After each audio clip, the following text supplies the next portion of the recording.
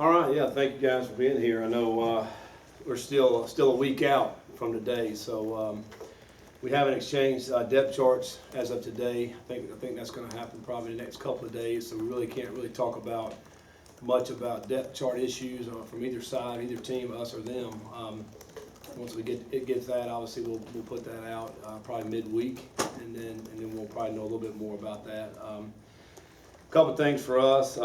One thing, Jordan Davis, one of our tight end, he's got to miss the first 2 games.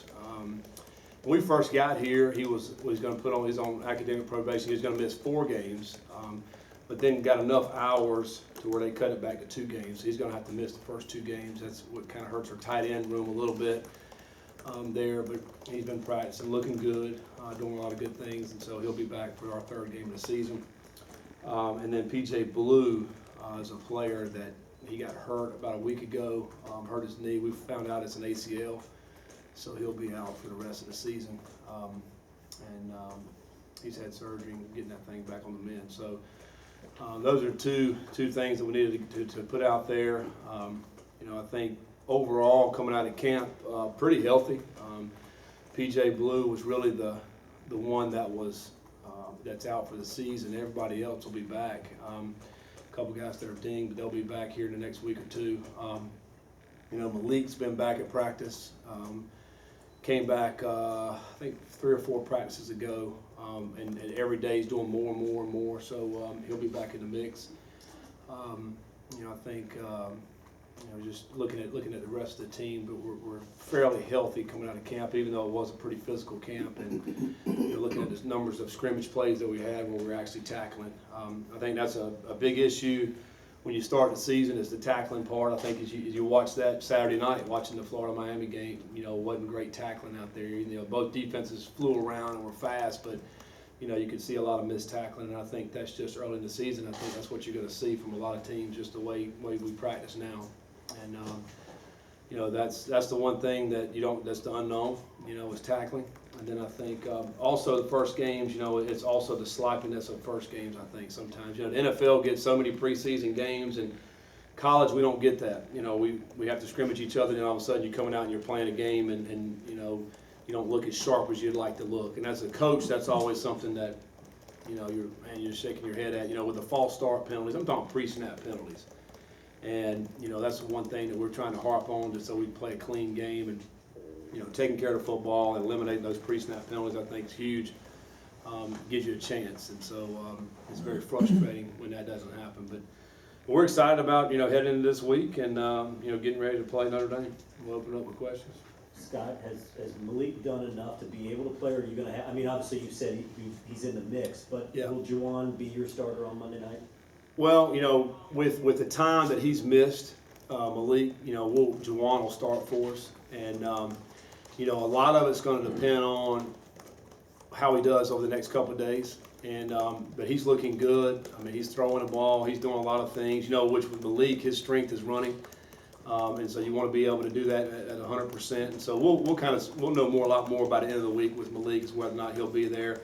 Evan's gotten a ton of reps. That's what we talked about that a couple of weeks ago. The benefit of this thing for Evan is that he gets thrown in the fire throughout practice, and for a true freshman, that's always difficult. And he's done a great job with that, learning our offense and making all the reads and that type of thing. But he's obviously never played a game, but he obviously be there and be available. Just got to note with Jordan, obviously it was something you guys knew and prepared for, but still it leaves you kind of thin at tight end, does it not? Yeah, it does. It does. And Ian coming in, the Vandy transfers really helped. He's been a great player for us at the Y position. He's done some great things doing that throughout camp, because he was kind of an unknown. Bringing him in, Jordan Ford's forward or tight end's done the H-back's done a great job there in the H-back position, but it does leave you thin at the Y position. And and that's something we've kind of been knowing about, so we've kind of, ready for it, and so we'll see how that goes as we move throughout the game. But obviously it'll be a great when we get him back. He's done some great things, very athletic, very great size.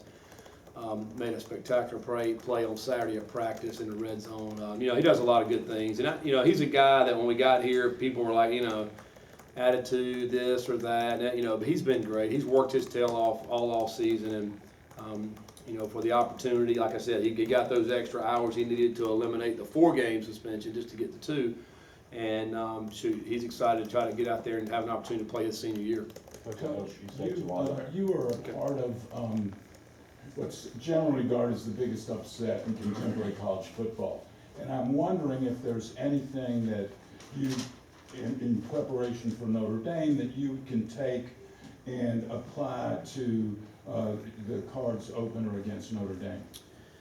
I think it was completely different scenarios in the fact that, you know, we were a team back then that just come off 2 national championships, and we were, you know, rolling and really good football. Even though, you know, we're a lesser level, and, you know, I think that day we had 58 players on scholarship, but they were accustomed to winning and playing hard and all the things that, you know, so we're all new here. We have a new staff and everything's new, and so it's kind of hard to correlate that, I think. You know, the fact that, yeah, we're a big underdog and we're playing a you know, well-known team that's coming in here, that I think that's the correlation, but it may stop right there, you know.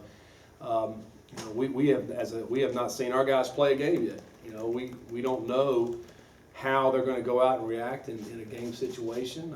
You know, all our preparation that we've put in, you know, we've got a good idea, but you don't fully know until we put the ball down and let's snap the ball and see what happens. You know, and so I know this is a great opportunity. It's a great opportunity for our guys to go out and showcase what they've been working hard to do and to play. So, so we're as coaches are anxious to get out there. All right, see where we're at with everybody, and let's put this ball down. Let's play a game.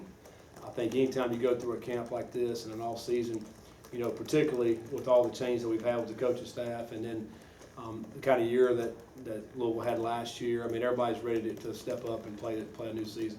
Coach, and they mentioned the Michigan game, but you guys also almost beat Penn State at Penn State last year. Do you talk to the guys about those games to kind of prepare them for a game? No, I mean, not necessarily those games. It's just the way we practice and the way we prepare. Now, we had to talk about it last week in the middle of the week about how, you know, our chase teams, which we call them chase teams, which are our scout teams. I mean, our chase teams, because they're chasing the depth chart. We're always trying to develop those guys, and so I want them to go extremely hard on our chase teams, offense, defense, and our special teams there, trying to give a great look. We talk about how hard they got to practice, and I don't know how they've practiced in the past here. And so we had a ways to go with that. So in the middle of last week, we're like, listen, this is not good enough the way we're practicing. Once we got into those chase team looks. I'm saying prior to that, you know, we're just good on good. So everybody's going hard. But once you get into the chase team looks, now, you know, we're bringing guys that are, you know, freshmen or, you know, guys that just got here. They're trying to give us a look. Well, we're having to coach those guys up. All right, here's what we need out of you guys. You got to go hard. You got to go as hard, if not harder, on what we're going to play on next Monday night. And so we're really coaching through that. And that's in all the preparation. I mean, that's where you win or lose games. It's throughout the week, and the preparation. It's not that day. It's not that Monday night. It's all the other stuff leading up to that. And we got to get there, you know. And that's still a work in progress. How we prepare each and every week. Now, Friday and Saturday's practice was better Friday, then Saturday was better than Friday. You know, so it's just we're growing, but we still got a ways to go. And that's you know, that's what we're working on. That's how you win football games. It's the preparation.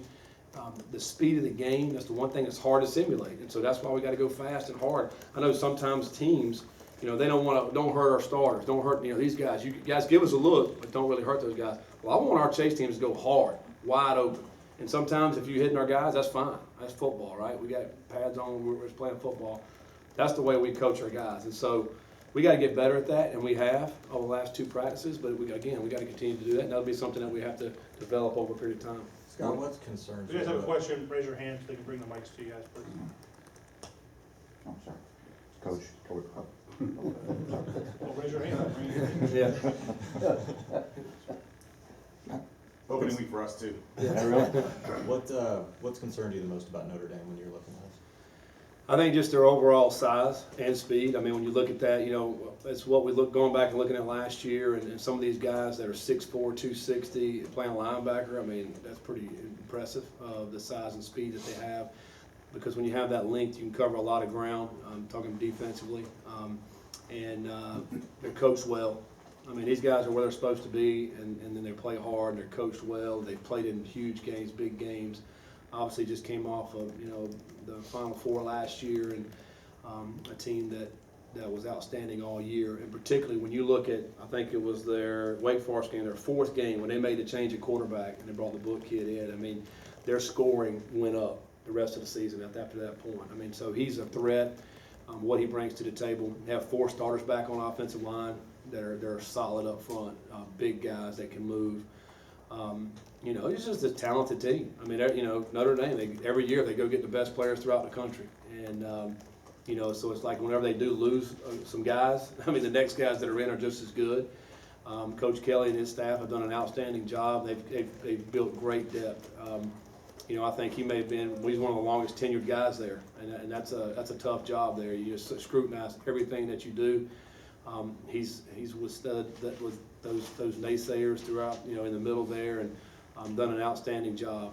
So I think just the overall program, the way they play, offense, defense, kicking, there's really not a ton of weaknesses, I think, when you look at it, because they can do so many different things on all facets. Coach, Yeah. what worries you this week? This week, I don't really have any worries this week. I think for us, it's just about preparing the right way. This is our first game, so we're having to go through everything that we're going to do leading up to that first game, and including, like today, we're having a mock game where we're just basically a run through of next Monday night. I mean, we got to go over pregame warm up, where everybody stands. I mean, how we're going to warm up when you come to the locker room, what you're going to do when you come to the locker room, halftime. I mean, there's so many things we got to go over, and we're trying to prepare for everything, and and it's the first game. I mean, so the new staff that we've brought in, they don't really understand what we're doing yet. Of course, all the players haven't done it yet. So those are the things that, as a coach, you just want to be fully prepared for everything, and that's what we're trying to do, is get fully prepared and, and to try to cover everything that we can, and that may come up on that next Monday night.